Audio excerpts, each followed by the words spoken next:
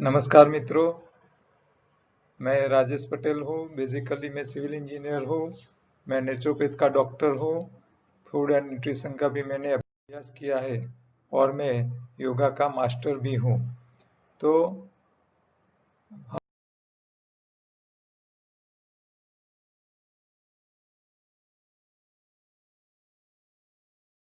हम यहाँ योगाहार पे बातें करते हैं, नेचुरल डाइट सिस्टम पर बात करते हैं और कुदरत के नियम को समझाते हैं। कुदरत के कानून को समझ लो और अपने आप शरीर को ठीक कर लो बिना दवाई, बिना बिना कसरत से। तो ये सिंपल सी बातें हैं समझने में। इसमें आपको कोई ज्यादा टेंशन लेने की बात नहीं है। जैसे एक गाड़ी को संभालने के लिए छोटी छोटी बातों का ध्यान रखते हैं, इसी तरह शरीर को संभालने के लिए छोटी छोटी बातें का ध्यान रखना है। शरीर उम्र के हिसाब से काम करता है। जब आप जुआन हो तो अच्छा काम करता है, उसकी ताकत अच्छी होती है, मेंटेनेंस फास्ट होता है। हम जब बूढ़े होते हैं तो थोड़ा धीरे धीरे होता है, तो थोड़ा संभाल के करना पड़ता है। तो यहाँ इसमें ये इतना कुछ ज्यादा है ही नहीं। बीमारी आने की वजह क्या है कि शरीर की सफाई नहीं कर रहे हो, शरीर को सही खुराक नहीं दे रहे हो। और जो ध्यान रखना है, सावचेती रखनी है, सावधानी रखनी है, उसकी ध्यान नहीं रखते हो। आंतों में गंदगी इकट्ठा होती है, खून में गंदगी इकट्ठा होती है। आंतों की गंदगी निकालने के लिए एनिमा का प्रयोग करो, या तो मल शुद्धि या त्रिफला चूर्ण लिया करो। आप खून की सफाई के लिए एक टाइम फास्टिंग करो, या तो मजदूरी करो, पसीना निकालो। खुराक में ध्यान रखो, 3 प्रकार का खुराक चाहिए। एक न्यूट्रिशन दे, दूसरा कैलोरी दे और तीसरा कारीगर। कारीगर मतलब हरी पत्ती का हरा रंग, जो हमारे शरीर में नया खून बनाता है। तो वो हमारा कारीगर बनता है, जो नया हीमोग्लोबिन बनता है। तो नेचुरल तरीके से जो हीमोग्लोबिन बनता है, वही हमारे शरीर के 5 तत्वों को बैलेंस रखता है। पकाया खुराक आपको बहुत कम खाना है, एक ही टाइम खाना है, तीनों टाइम पकाया नहीं खाना है, नहीं तो आपको डॉक्टर के पास भविष्य में जाना ही पड़ेगा। आप बच नहीं सकते हो। डॉक्टर भी तीनों टाइम पकाया खा खा करके वो बीमार रहते हैं, वो भी खुद दवाई खा के जीते हैं। पेस्टिसाइड के बिना हमारा खुराक कहीं से पकता नहीं है। खेतों में पेस्टिसाइड और फर्टिलाइजर का इस्तेमाल हो रहा है, तो उसके हिसाब से जो जहर खाने में आ रहा है, उसको हम जब उबालते हैं तो और जहरीला होकर शरीर में जाता है। इससे बचने के लिए भी कच्चा खाना जरूरी है। जो लोग बीमार है वो लोग डेयरी प्रोडक्ट छोड़ दे। हाँ, बीमारी को जल्दी निकालने के लिए डेयरी प्रोडक्ट की जरूरत नहीं है। तो ये आहार का इंजीनियरिंग है, सिंपल सा। आपको यही मैं हर रोज इसीलिए बताता हूँ, आपको याद रहना चाहिए। शरीर का सफाई, आंतों से खून की सफाई उपवास से, मजदूरी से, पसीना निकाल के या खट्टे फल से करो। शरीर का खुराक शक्ति वाला, जो पानी में डूबे वजन में भारी है वो शक्ति वाला है। जो हल्का है वो न्यूट्रिशन देता है। हल्के में हल्का पत्तियां है, हरी पत्ती में जितना न्यूट्रिशन मिलेगा इतनी दूसरे कोई में नहीं मिलेगा। और शरीर के कारीगर के लिए आपको हरी पत्ती का हरा रंग, जो क्लोरोफिल है, वही आपका शरीर का हीमोग्लोबिन बनाएगा। और आप जो स्वाद खा रहे हो, स्वाद के भी फायदे हैं। हर एक का काम अलग है। बस इतना ध्यान रखो और शरीर सफाई कर लो, आप अपने आप ठीक हो जाओगे। ठीक है। तो कल हम मतलब मंडे को दिन, सोमवार के दिन हम राजकोट के टूर पे थे। गुजरात में, सौराष्ट्र में राजकोट रीजन है। वहाँ गुजरात स्टेट योगा बोर्ड है, उनकी एक योग कोच तैयार कर रहे हैं, उसकी ट्रेनिंग प्रोग्राम चल रहा है। तो वहाँ हमको योगाहार पे, नेचुरल डाइट सिस्टम पे जो योग कोच तैयार हो रहे हैं, उनको थोड़ा गाइडेंस देने के लिए हमारा 2 घंटे का लेक्चर था। तो आपको यहाँ वो चित्र दिखाई दे रहे हैं। तो वहाँ भी हमने आहार का इंजीनियरिंग उनको सिखाया। तो गुजरात राज्य ही एक पहला स्टेट है देश के अंदर जिन्होंने स्पेशल गुजरात स्टेट योग बोर्ड बनाया। और वो बोर्ड का जो चेयरमैन की जिम्मेदारी गुजरात पतंजलि के जो अध्यक्ष है स्टेट लेवल के, जो शिषपाल जी यादव, शिषपाल जी है, उनको वो जिम्मेदारी दी है। तो शिषपाल जी गुजरात में सालों से रहते हैं और वो योग सेवक, अपने आप को योग सेवक बोलते हैं। तो शिषपाल जी से हमारे ये जो आहार का इंजीनियरिंग के बारे में कई बार बातें हुई है, उन्होंने हमारे कॉन्सेप्ट को समझा है। तो वो सोच रहे थे कि हमारे जो कोच तैयार हो रहे हैं, जो पूरे गुजरात में करीब जितने गांव है वहाँ हर गांव में एक योग टीचर को तैयार करके भेजना है। और जो गांव में योग टीचर तैयार हो गए, उसको तैयार करने के लिए कोच चाहिए। तो ये जो कोच है उन लोगों की ट्रेनिंग दे रहे हैं योग बोर्ड। हाँ, और वो ट्रेनिंग ऐसी दे रहे हैं कि वो दूसरे टीचर्स को तैयार करे। और वो जो दूसरे टीचर्स है वो गांव गांव जाएंगे और गांव में योगा शिविर चलाएंगे। और योगा के साथ साथ जो लोग योग में आने वाले फैमिली में से एक दो मेंबर ही होंगे, इससे ज्यादा होने वाले नहीं है। तो ये एक मेंबर योग करने के लिए आ रहा है, लेकिन दूसरे मेंबर जो योग करने के लिए नहीं आ रहे, तो उनके लिए क्या? तो उनके लिए ये आहार का इंजीनियरिंग योग टीचर को ज्ञान होना चाहिए। और उसके लिए हमारा स्पेशल उन्होंने एक ट्रेनिंग प्रोग्राम रखा था। करीब 180 से ज्यादा योग कोच सौराष्ट्र इलाके के जो डिस्ट्रिक्ट है उनके योग कोच को हमने 2 घंटा आहार का इंजीनियरिंग की समझ दी। और बहुत खुश हो गए थे, क्योंकि हमारा काम ही है कि किसी भी हाल पे हर व्यक्ति को, चाहे उसके पास और एक दूसरी बात ये भी है कि भी योग करने वाले तो बीमार होते ही नहीं है। हाँ, रेगुलर योग करने वाले बीमार होते ही नहीं है। उसको ये आहार में नहीं ध्यान रखेगा तो भी चलेगा। लेकिन जो लोग योग नहीं कर रहे, जो बीमार है, वो योग करने वाले नहीं है। और बीमार को ठीक करना है तो ये बीमार को ठीक करने की जिम्मेदारी भी योग टीचर को लेनी चाहिए। और सच्चा और अच्छा योग टीचर यही है कि भाई वो बीमार है उसको भी ठीक करवा दे। तो वो उसके नॉलेज में होना चाहिए, आहार कैसा लेना चाहिए, कब लेना चाहिए, कैसे लेना चाहिए, ये सारी बातें उनको पता होनी चाहिए। तो ये योग बोर्ड में हमारे लेक्चर पहले पहले एक बैच हुई थी ये कोरोना से पहले अहमदाबाद में। तो उस टाइम करीब 150 के आसपास योग कोच थे। वो सारे जिले से थोड़े थोड़े योग कोच आए थे। अभी ये रीजन वाइज कर रहे हैं। तो सौराष्ट्र रीजन की ये अभी पहली ट्रेनिंग प्रोग्राम थी, उसमें हमको इनवाइट करके शिषपाल जी ने बहुत अच्छा काम किया है। वो शिषपाल जी का स्वभाव ही ऐसा है कि भी लोगों को काम होना चाहिए, लोगों की सेहत अच्छी होनी चाहिए। उन्होंने ये कोरोना के दरमियान भी लाइव क्लास चलाए योगा टीचर्स के, और लोगों को योग का नॉलेज दिया। तो योग करके ठीक रहो, इससे बढ़िया कोई नहीं है। लेकिन जो योग नहीं कर रहे उनको आहार का भी थोड़ा ध्यान रखना जरूरी है। और वो लोगों के लिए ये सोच रहे हैं कि भाई हर योग टीचर पूरा नॉलेज लेके लोगों के पास जाए। और एलोपैथी साइंस जो अभी चल रहा है उसकी कंपैरिजन में ये आयुष डिपार्टमेंट और योग बोर्ड सब इकट्ठा होके लोगों को नेचुरल तरीके से कैसे हेल्दी रखा जाए, योगा करवा के कैसे हेल्दी रखा जाए, उसके बारे में वो अ, काम कर रहे हैं। तो अच्छे लोगों की खोट नहीं है। हाँ, अच्छे सोच की खोट नहीं है, इसी तरह अच्छे लोगों की भी खोट नहीं है। अपने देश में बाबा रामदेव ने पूरे देश में योगमय बना दिया। और उन्हीं की वजह से तो पूरे विश्व ने 21 जून को योगा डे, इंटरनेशनल योगा दिवस मनाता है पूरा विश्व। तो ये अच्छी बातें के लिए तो लोग जागरूक ही है, लोग उसको स्वीकार करते हैं। तो हमने भी ये हमारी अच्छी बातें रजू की है, तो लोग उसको भी एडॉप्ट करते हैं और इसका फायदा ले रहे हैं। हम राजकोट की विजिट पे थे, तो वहाँ हमारे राजकोट में भी एक प्रवीण भाई भुआ करके है, जो उमिया माता संस्था सिरसर के साथ जुड़े हुए हैं, राजकोट में रहते हैं। दूसरे एक ललित भाई करके है। तो ये ललित भाई है, प्रवीण भाई भुआ है। तो उन सब ने इकट्ठा होके हमारे लेक्चर सुन के उन्होंने वहाँ एक सेंटर चालू करवाया है राजकोट के अंदर। जैसे हमारा अहमदाबाद में सेंटर है, गांधीनगर में है, वैसा एक राजकोट में सेंटर है। और वो सेंटर हमारे यहाँ एक रोशनी बहन करके ट्रेन हुई थी बहन, जो हमारे सेंटर को संभालती थी। तो वो बहन वहाँ राजकोट गई है और वो वहाँ सेंटर चलाती है। उसका एड्रेस यहाँ आपको स्क्रीन पे दिख रहा है, उसका नंबर भी यहाँ स्क्रीन पे दिख रहा है। तो हम राजकोट पे थे, तो राजकोट में जाने वाले थे, उनको पता चला कि राजेश भाई यहाँ आ रहे हैं, तो क्यों ना उनको 2-3 घंटे का लाभ लिया लिया जाए। तो उन्होंने इमरजेंसी में उसको एक ही दिन पहले मैंने बोला कि मैं कल राजकोट आने वाला हूँ, तो उन्होंने अपने ग्रुप में मैसेज छोड़ दिए और प्लानिंग कर लिया।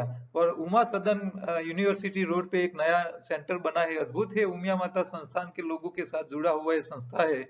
और वहाँ एक बढ़िया सा हॉल है, और वहाँ हॉल में उन्होंने तात्कालिक मीटिंग अरेंज की। और मेरी 4 से 6 बजे का एक, ऐसे तो 1 घंटे के लिए ही टाइम निकालने का था, लेकिन 4 से 6 घंटे का टाइम निकाल दिया, और हमने वहां जाके भी लोगों को ट्रेनिंग दी। तो यहाँ एक ही जगह गए थे तो 2 सेमिनार करके मैं आ गया। तो यहाँ राजकोट में भी ये जो सेंटर का एड्रेस है, वहाँ वो आयुर्वेदिक हॉस्पिटल की सीढ़ी है यूनिवर्सिटी रोड पे, वहाँ ऋषि के सोसाइटी है, वहाँ 3 नंबर के मकान में बहन वहीं रहती है, रोशनी बहन, और वहीं ये सेंटर चलाते हैं। तो जो लोग सौराष्ट्र वाले हैं, राजकोट वाले हैं, वो लोग वहाँ जाए, और वहाँ से ये जो हम जो चीजें यहाँ सेंटर पे देते हैं काम की, पेट साफ करने वाली, एनिमा पोर्ट से लेके एनिमा पंप है, मल शुद्धि पाउडर है, त्रिफला है, हरी पत्तियों का जो पाउडर है रेडीमेड, जो लोग हरी पत्ती नहीं लाके जूस बना रहे हैं उनके लिए direct readymade ready to use. तो ये मुखवास के लिए सूरजमुखी है या कचुके है, या दूसरे जो जो काम की चीजें है, हमारे सेंटर पे ऐसी ही चीज रखते हैं जो लोगों के फायदेमंद हो, और रीजनेबल रेट से, मार्केट के हिसाब से आप देखोगे तो हमारी हर चीज आपको बहुत काफी और किफायती रेट में मिलेगी। हाँ, और क्वालिटी में भी हम इंश्योरेंस देते हैं कि भाई क्वालिटी में आपको कोई कंप्लेन नहीं आएगी, रेट के हिसाब से क्वालिटी में बिल्कुल नहीं आएगी। तो ये सारी बातें का ध्यान रख के हम ये सेंटर चलाते हैं। तो राजकोट का जो एनडीएस योगा सेंटर है, ये आप ये एड्रेस नोट कर लीजिए, उनका नंबर भी यहाँ लिखा हुआ है, बहन जी का, रोशनी बहन का नंबर है 9438454584। तो ये नंबर पे आप कांटेक्ट करके कभी भी उनके पास जा सकते हो, वो वहीं सेंटर पे ही रहती है और लोगों की सेवा कर रही है। ये रोशनी बहन जब हमारे सेंटर पे आई थी तो करीब 85 से ज्यादा वजन वाली थी। उनके कजिन एक हमारे सेंटर पे रहते थे, तो उन्होंने उनको बोला है कि भाई तुम्हारी शरीर की इतनी समस्याएं है तो आप एक बार यहाँ आइए, ये देखिए। फिर वो ये एनडीएस में आ गई, तो अभी उसका वजन करीब 70 के आसपास आ गया है। तो 65-70 के आसपास आ गया है, काफी उनको फायदा हो गया। और फिर वो उन्होंने सोचा कि मैं भी ये सेवा का काम करने के लिए रेडी हूँ, और सारी हमारे यहाँ सेंटर पे रह के थोड़ी ट्रेनिंग ले ली। फिर उन्होंने राजकोट, क्योंकि उसका जो नेटिव था वो राजकोट था इलाका, तो राजकोट के आसपास के उनके सगा संबंधी ज्यादा थे, तो वो राजकोट आ गई और वहाँ ये सेंटर चालू करवाया। और ये सेंटर चलाने के लिए ये प्रवीण भाई भुआ और ललित भाई, जो स्वामीनारायण संप्रदाय के बहुत अद्भुत सेवा का काम कर रहे हैं, और वो आईयूसी में नौकरी कर रहे हैं। और प्रवीण भाई बुआ सिविल इंजीनियर है हमारी तरह, वो भी रिटायर होके समाज सेवा का ही काम कर रहे हैं। तो वो सारे इकट्ठा होके और ये सेंटर में मदद कर रहे हैं, और लोगों को सही रास्ता दिखाने का काम कर रहे हैं। तो हमको भी वहां जाने का मौका मिल गया। उनका जो उमा सदन है, जो उमिया माता संस्था का है, और उन लोगों ने ये प्रोग्राम करने के लिए जगह भी दे दी। हाँ, उसका कोई चार्ज नहीं लिया। तो हम उमा सदन के जो ट्रस्टीगण है उनका भी हम आभारी है, क्योंकि ऐसे लोग जो अच्छी बातें समाज को देने के लिए रेडी है, ऐसे लोगों की कमी नहीं है। तो हम जहाँ भी जाते हैं तो ऐसे लोग मिल जाते हैं, और लोग हमारे साथ जुड़ रहे हैं। तो आप भी, आप जहाँ भी रहते हो, ये आहार का इंजीनियरिंग समझ लो, लोगों को सिखाइए, बस बताते रहिए। हाँ, जब बताते रहोगे तो आप नया कुछ सीखते रह पाओगे।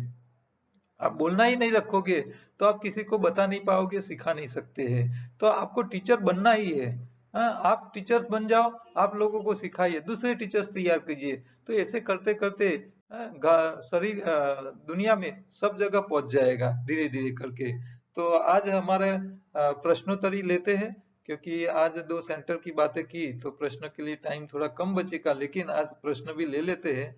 तो एक प्रश्न आया है, राजकोट के भाई है, उन्होंने, उनका मैसेज, वो ललित भाई के कोई मित्र है राजकोट वाले, उन्हीं ने मुझे प्रश्न भेजा है। गुजराती में मैं पढ़ लेता हूँ, फिर उसको हिंदी में मैं आपको बोलता हूँ। तो बोल रहे श्री राजेश भाई नमस्कार, મારું નામ જીતેન્દ્ર વાઘેલા છે, રાજકોટ શહેરમાં નિવાસ કરું છું, મારી ઉંમર 50 વર્ષ ચાલે છે, ડાયાબિટીસ બીપી કોઈ તકલીફ નથી, સંપૂર્ણ સ્વસ્થ છું. સાલ 2009માં અચાનક ચક્કર આવ્યા અને બેહોશ થઈ ગયો, ડોક્ટર પાસે તપાસ કરાવતો વર્ટિગો નામની બીમારી જાહેર થઈ. तो ये गुजराती में जो बोल लिखा है, मैं हिंदी करता हूँ. वो बोल रहे हैं कि राजेश भाई, मेरा नाम जितेंद्र वाघेला है, मैं राजकोट में रहता हूँ, 50 साल की उम्र है, उनको कोई बीमारी नहीं है, संपूर्ण स्वस्थ है, लेकिन 2009 में उनको चक्कर आ गए और बेहोश हो गए. डॉक्टर के पास गए और तपास करवाई तो डॉक्टर ने वर्टिगो नाम की बीमारी बताई. साल 2009 से 2014 मतलब 6 साल में उनको 4 बार चक्कर आए और बेहोश हो गए. राजकोट में एक वर्टिगो सेंटर है जहां उसकी स्पेशल सारवार या ट्रीटमेंट उपलब्ध है. वर्टिगो होने के पीछे करीब 100 से ज्यादा कारण होते हैं. कौन सा कारण से आपको वर्टिगो है वो पता नहीं चल सकता है. हर एक व्यक्ति के अलग अलग रीजन कॉज होते हैं वर्टिगो होने के लिए. तो ये चक्कर आने की जो समस्या है उसके पीछे हजारों कारण है, कोई भी कारण हो सकता है. हर व्यक्ति के लिए अलग अलग उसके कारण होते हैं. उनके केस में ऐसा बात आया रिसर्च में कि डॉक्टर के साथ बातचीत करते हुए कि वो जो कंपनी में काम कर रहे हैं वहाँ हैवी मशीन बहुत है, और वहाँ जो हैवी मशीन जो काम कर रहे हैं उसका जो साउंड निकल रहा है, आवाज निकल रहा है, वो आवाज का जो साउंड का जो लेवल है वो 80 से 90 डेसिबल होता है. तो वो हाई वॉल्यूम हाई आवाज डेंसिटी वाले जगह में काम कर रहे हैं, और वहां उन्होंने 15 साल काम किया है. तो इनकी जो इफेक्ट है साउंड वेव की, उसके हिसाब से उनकी जो श्रवण शक्ति है, जो सुनने की कैपेसिटी है, वो काफी इसके ऊपर इफेक्ट आई है. और हर साल वो रिपोर्ट करवाते हैं हाई फ्रीक्वेंसी लॉस के कारण ही उनको वर्टिगो हुआ है, ऐसा निदान डॉक्टर्स ने किया है. 2014 के बाद वो उसको वर्टिगो का हमला आया नहीं है, और उन्होंने उसके पीछे दवाई भी लिया नहीं है. उनको एक हफ्ते पहले दोबारा अपने व्हीकल में बैठने के लिए गए तो उसको सिकनेस मोशन,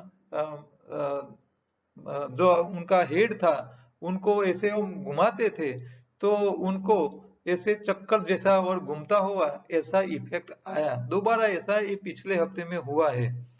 तो वो फिर से वर्टिगो सेंटर गए डॉक्टर के पास, और उन्होंने 10 दिन की दवाई ली है और उसको अभी राहत है. तो ये भाई की समस्या जो है वो पूछ रहे हैं कि अब मेरी ये समस्या है, उसका परमानेंट सॉल्यूशन मुझे चाहिए, और उसके लिए एनडीएस में आयुर्वेद से कैसी तरह हो सकता है उसके बारे में वो पूछ रहे हैं. और उनको टेंशन हो रहा है कि वो ऐसा चिंता में आ गए हैं कि अब कहीं बाहर जाना है तो वो अकेले जाने से भी डर रहे हैं. तो उनको एक फोबिया हो गया है, डर सा लग गया है कि भाई मैं अकेला नहीं जा सकता क्योंकि कभी कुछ भी हो सकता है, इसीलिए वो नहीं जा रहे हैं. तो इनका नंबर भी लिखा है उन्होंने, और राजकोट से है. तो ये वर्टिगो की समस्या, उसके पीछे के कारण क्या है, उसके लिए क्या हम कर सकते हैं, हमारी सिस्टम से उनको कैसे फायदा मिल सकता है, उसके बारे में उन्होंने राय मांगी है. तो यहाँ देखते हैं पहले तो कि वर्टिगो है क्या, उसके पीछे के कारण क्या है. तो आप देखोगे तो उसके इफेक्ट जो है वो क्या है कि भी आपको चक्कर, माथा घूमता हो ऐसा चक्कर आने का एक होता है, डेजीनेस आ जाता है, फिर कोऑर्डिनेशन लॉस हो जाता है कि भी आप काम कर रहे हो तो उसका कोऑर्डिनेशन नहीं रहता है, कंट्रोलिंग नहीं रहता है, स्नायुओं का और चेताओं का कंट्रोलिंग बैलेंस चला जाता है, हेडेक रहता है, इम्बैलेंस रहता है, और फैटिक का उसका एक इफेक्ट आता है. तो ये सारे इफेक्ट वर्टिगो के हैं. उसके पीछे के कारण क्या है, तो कोई भी बीमारी हो सकती है. उनको कान के अंदर देखो, यहाँ कान जो कान है इसके अंदर कोई इन्फेक्शन होता है तभी ऐसी समस्या आने की चांसेस होते हैं। नेक के अंदर या हेड के अंदर इंजरी होने के कारण भी ये समस्या आने की चांसेस हो जाते हैं वर्टिको के अंदर। हेडेक रहता हो तभी भी होता है। और कोई भी प्रकार की आप दवाई खाते हो तो दवाई की साइड इफेक्ट में जब कान में कोई डैमेज हो गया हो तभी ऐसी समस्या वर्टिको में आती है और उसके पीछे के कारण ये बताए जाते हैं। तो यहाँ जो कारण बताए वो मेडिकल साइंस बता रहा है।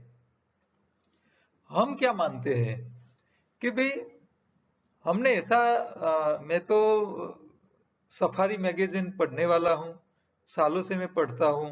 तो मुझे ये कुदरत के कानून को पता चल गया है कि भाई आप जो एनवायरमेंट में, जो वातावरण में आप लंबे समय रहो, तो वो वातावरण के साथ, एनवायरमेंट के हिसाब से, वो पर्यावरण के हिसाब से आपकी बॉडी उसके साथ सेट हो जाती है। उन्होंने डॉक्टर के पास जाके जो वर्टिगो के कारण देखे कि भाई हैवी मशीन का आवाज था, उसके हिसाब से आपकी जो सुनने की कैपेसिटी है वो खत्म हो गई है और उसकी साइड इफेक्ट के हिसाब से आपको वर्टिगो हो रहा है। लेकिन मैं उससे मानता नहीं हूँ, मेरे पर्सनल रीजन से। क्यों? क्योंकि मैंने देखा है, मैं राजस्थान के बाड़मेर में भी गया हूँ। तो वहाँ जो रेती के ड्रुए होते हैं, बड़े बड़े ढेर होते हैं पर्वत जैसे, और वहाँ ऐसी पूरी सैंड है जहाँ कोई फर्टिलिटी नहीं है, पानी नहीं है, रेताल जमीन है। वहां भी पौधे जिंदा बिना पानी से जी रहे हैं। वनस्पति वहां भी आपको कहीं कहीं मिल जाती है। तो ये यही समस्या, यही समझना है कि भाई जो एनिमल है, कैमल, ऊंट, वो रन में रहता है, बिना बिना पानी से जीता है। अच्छा, जो लोग राजस्थान के रन में रहते हैं वो लोग कम से कम पानी से जिंदा रह पाते हैं।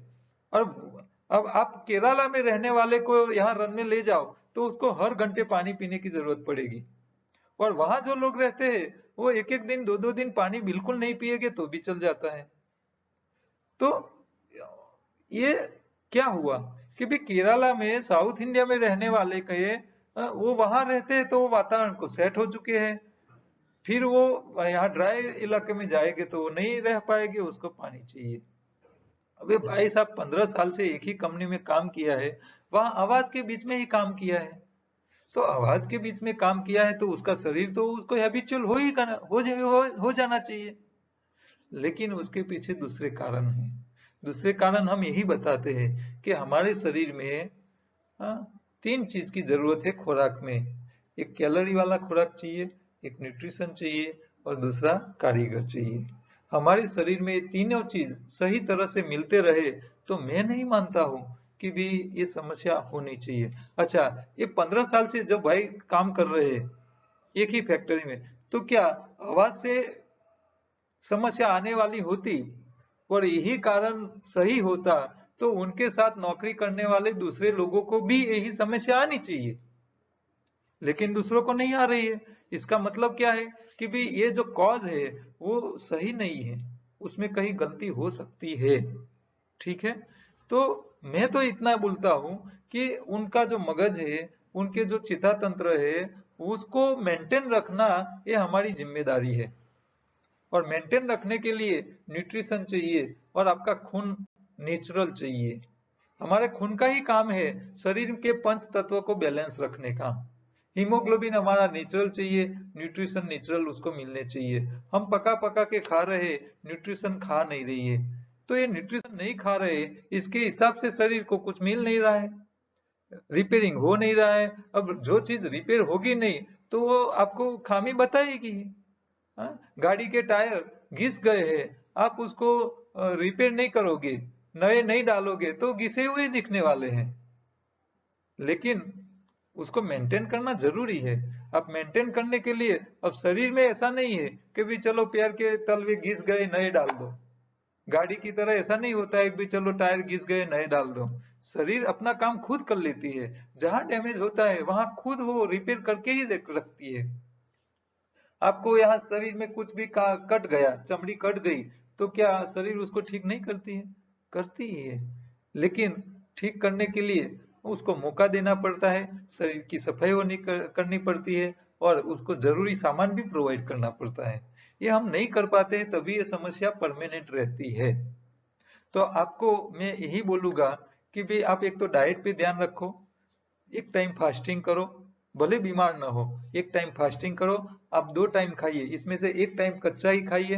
कच्चे में हरी पत्तियां का सबसे ज्यादा इस्तेमाल करो, कम से कम 2 ग्लास हरी पत्ती, कम से कम पानी में से बनाया हुआ, जैसे चटनी बनाते हो ऐसे छान लो कम पानी में, और उसका ही पूरा ग्लास हरी पत्ती का भरो, तो वो लिया करो। और एक ही टाइम पकाया खाओ, लेकिन पकाया का खुराक का क्वांटिटी कच्चे से ज्यादा हो जाना नहीं चाहिए, ये बात आपको ध्यान रखनी है। ठीक है। दूसरा, हमारा शरीर जो है वो 5 हिस्सों का बना हुआ है। इसमें पहला है अन्नमय शरीर। तो अन्नमय शरीर जो हमको दिख रहा है, जो फिजिकल बॉडी है, उसको ठीक रखने के लिए सही खुराक चाहिए। दूसरा है प्राणमय शरीर। अच्छा, प्राणमय शरीर का मतलब क्या है कि हम जो यहाँ से ऑक्सीजन लेते हैं वो हमारे शरीर के एक एक सेल तक जाता है, एक एक सेल तक ऑक्सीजन जाता है, और ऑक्सीजन जाता है तभी हमारा सेल जिंदा रह पाता है।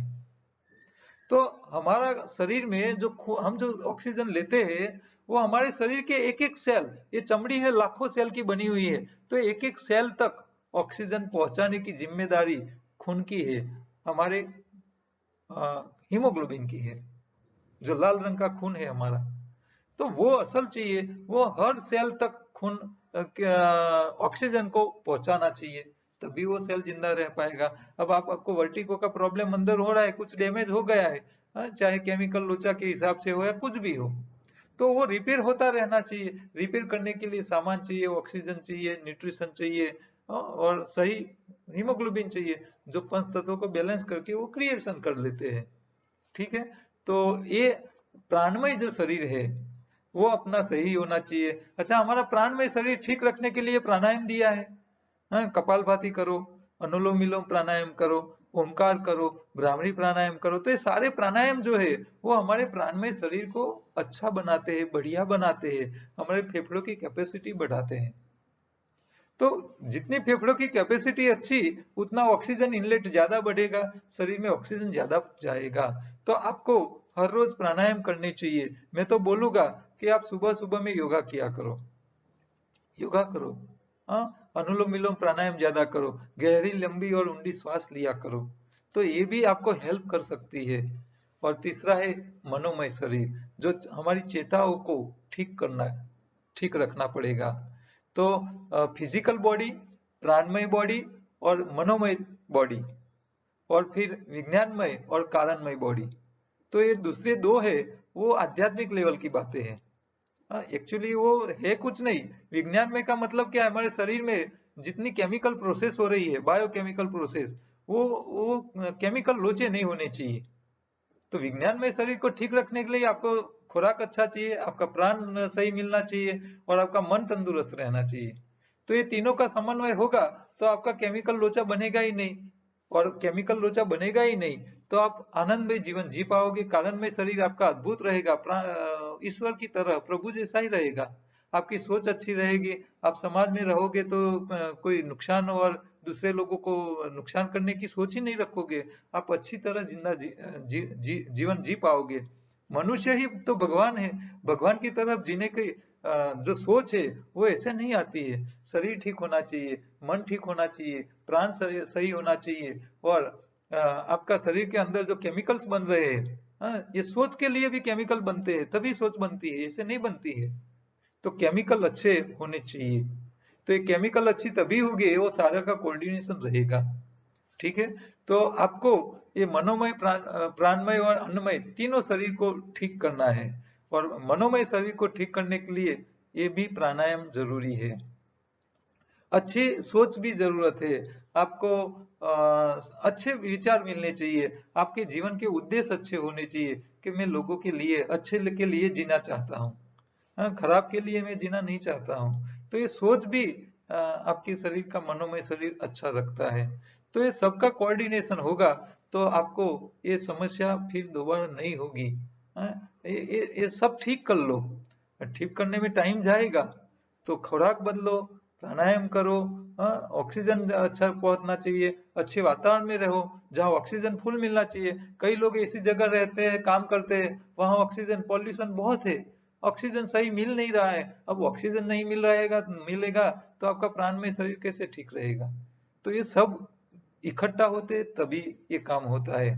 और ये सारी चीजों को रिलेटेड आपको एक अच्छा रिजल्ट मिले, उसके लिए मैं आपको दो एक्स्ट्रा भलामन कर सकता हूँ कि हमारे यहाँ मोरिंगा मतलब सहजन की पत्तियों का एक्सट्रैक्ट किया हुआ कैप्सूल है, उसके साथ इसके अंदर चिया सीड का एक्सट्रैक्ट भी आता है। हमने ये सोचा देखा है रिसर्च में कि चिया सीड जो होते हैं वो हमारी जो चेताओं के मेंटेनेंस के लिए अच्छा काम करते हैं, हमारी मगज के केमिकल्स को अच्छा क्रिएट करते हैं। तो हमने दोनों चीज का इकट्ठा करके एक कैप्सूल बनाया हुआ है जिसको मोरिंगा चिया कैप्सूल बोलते हैं, इम्यूनिटी बूस्टर। तो वो अवेलेबल है, वो टोटली हर्बल है, आप उसका इस्तेमाल कर सकते हो। हर रोज दो दो कैप्सूल दो टाइम लिया करो, दोपहर शाम को। और चिया सीड सीधे भी आप खा सकते हो। अ, आपको जो मगज के रिलेटेड जो अच्छी अच्छी हर्बल है उसको भी आप इस्तेमाल कर सकते हो। ठीक है, तो ये सारी चीजें जो है वो सबका इकट्ठा होगा, आप प्रयोग करोगे तो फायदा जरूर से मिलेगा। आप दवाई के ऊपर डिपेंड रहोगे तो दवाई का काम है साइड इफेक्ट करने का। अभी आपको राहत मिलेगी लेकिन वो साइड इफेक्ट करेगी। तो हमको दवाई पे डिपेंड नहीं रह के, हाँ, नेचुरल हो सके नेचुरल तरीके का फायदा लेके शरीर को ठीक करना चाहिए। ठीक है। और अभी आप 15 साल से नौकरी कर रहे हो, आपको ऐसा लगता है कि भाई ये जगह जो है उसमें ज्यादा परेशानी है, और अभी आप वेल सेट हो, तो आप ऐसे वातावरण में जहाँ शरीर को भी नुकसान करता हो तो इससे बाहर भी निकल सकते हो। हाँ, ऐसा जरूरी नहीं। मैं पहले अंकलेश्वर रहता था तो वहां इतना प्रदूषण था कि वहां रहते थे, तब ही मैंने सोच लिया था कि यहाँ लंबा जिएगे तो हमारी आयुष्य 10-20 साल कम हो जाएगी, इसको किसी भी तरह छोड़ना है, नहीं रहना चाहिए। तो वहां से निकल गए, हम गांधीनगर में आ गए। हाँ, सबसे ग्रीन गुजरात में, इससे ज्यादा ग्रीन कोई शहर ही नहीं है, पूरे देश में नहीं है शायद। तो अब जहां वहां जितना नुकसान किया था वहां यहाँ आके भरपाई कर रहे हैं, उसका फायदा वापस ले रहे हैं। तो ये आप जहाँ काम करते हो, जहाँ रहते हो, उसका एटमोसफियर भी सही होना चाहिए। ये सारी बातें इफेक्ट करती है आपके बॉडी के ऊपर, आपके व्यवहार के ऊपर इफेक्ट करती है, सब जगह होती है, हर एक का इफेक्ट होता है। ठीक है। तो आवाज का जैसा इफेक्ट होता है, इसी तरह केमिकल का होता है, हवा का होता है, पानी का होता है, खुराक का होता है। तो ये सारे इफेक्ट संयुक्त इकट्ठा होते हैं तभी उसका अच्छा रिजल्ट मिलता है। जब हम खेतों में ऑर्गेनिक खाद डालते हैं, नेचुरल खाद डालते हैं, गोबर डालते हैं, तो जो वेजिटेबल्स या फ्रूट्स बनते हैं तो टेस्टी बनते हैं।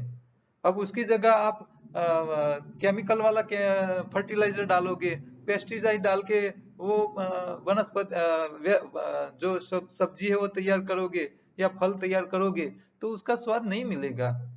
आप नेचुरल जो ओरिजिनल सीड है, कुदरती सीड है, उसका पाक तैयार करो, और आप जेनेटिकली मॉडिफाइड का पाक तैयार करो। तो जेनेटिकली मॉडिफाइड वो है, वो आपको ज्यादा क्वांटिटी पैदा कर सकता है लेकिन आपको अच्छा स्वाद नहीं दे सकता। और वो जो ओरिजिनल है, अभी समझ लो आंवला आ रहा है, तो देसी आंवला और ये हाइब्रिड आंवला, दोनों में फर्क है। आप देसी आंवला अकेला खा ही नहीं सकते, कच्चे खा ही नहीं सकते, इतना इतना तुरा और कड़वा खट्टा होता है, मुंह में रख नहीं सकते। वो ओरिजिनल आंवला है। और अभी जो हाइब्रिड है, साइज में बहुत बड़ा है, प्रोडक्शन खेडूत को बहुत मिल रहा है, लेकिन वो अकेले सिंपल सा कोई फ्रूट खाते हो इसी तरह आप खा सकते हो, क्यों? इतनी खटास नहीं है।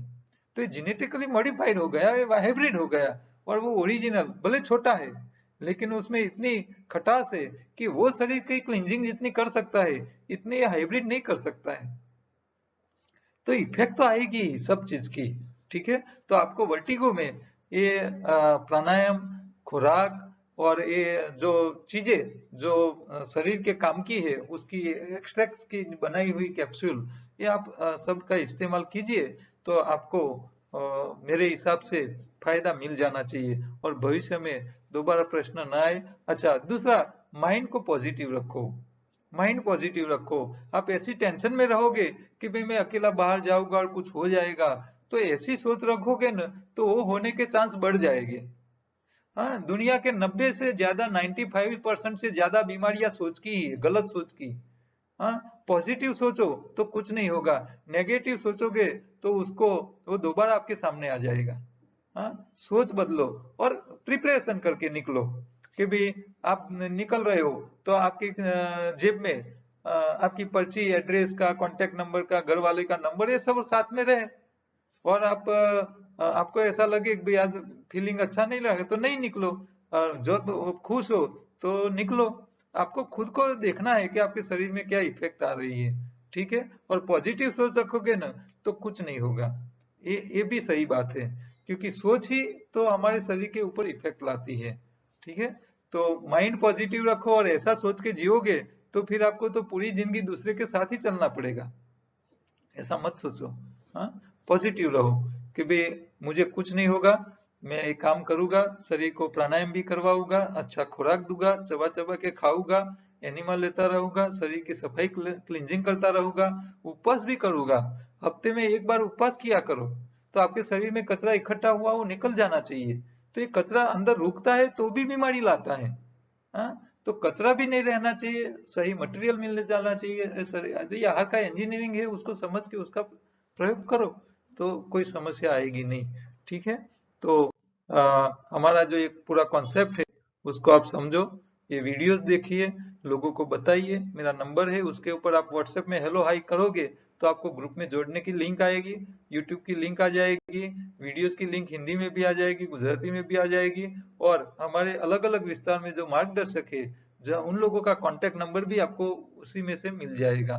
तो ये एक ही रास्ता है, ये सब कांटेक्ट नंबर है ग्रुप में जुड़ने का। बस सिंपल मेरे नंबर पे व्हाट्सएप में हेलो या हाई करके एक मैसेज भेजो और तुरंत रिटर्न मैसेज आपको मिल जाएगा।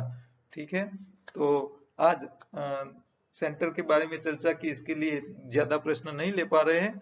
कल आगे दूसरे प्रश्न पेंडिंग, बहुत लिस्ट लंबा हो चुका है, तो प्रश्न कल दोबारा लेंगे। नमस्कार। और लास्ट में आपको अच्छी अच्छी रेसिपी, अच्छी खाने की चीजें, रॉ फूड में बिना पकाई गर्म किए हुए अच्छी चीजें जरूरत है और सीखनी है, तो हमारी फूड विथ लाइफ की, फूड विथ लाइफ योगाहार नाम की जो योगाहार की जो यूट्यूब चैनल है उसके ऊपर आपको बढ़िया अच्छी अच्छी रॉ फूड की रेसिपी मिल जाएगी। उसका इस्तेमाल करो और अच्छी चीजें बनाओ और खाओ और खिलाते रहो।